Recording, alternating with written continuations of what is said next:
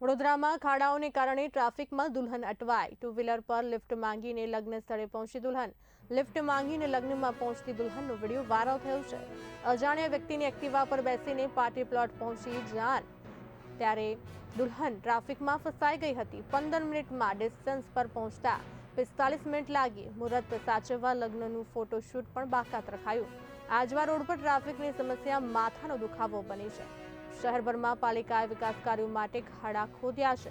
Road રસ્તા ખોદી નાખતા આપવા પડ્યા છે ડાયવર્ઝન।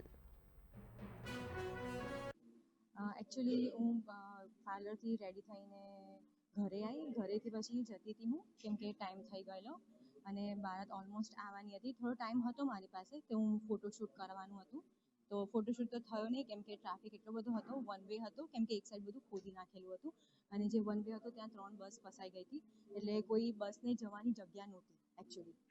અને એટલે મારી ગાડી બી ત્યાં સ્ટક થઈ ગયેલી, એટલે મારે પછી છેલ્લે એવું કરવું પડ્યું કે કોઈ રેન્ડમ લોકોને બોલાવીને મારે એક્ટિવા પર જવું પડ્યું। એટલે એક એક્ટિવા પર હું હતી, એક એક્ટિવા પર મારી મમ્મી હતી અને બીજા એક્ટિવા પર મારો ભાઈ હતો। એટલે એવી રીતે અમે પાર્ટી પ્લોટ પહોંચ્યા હતા।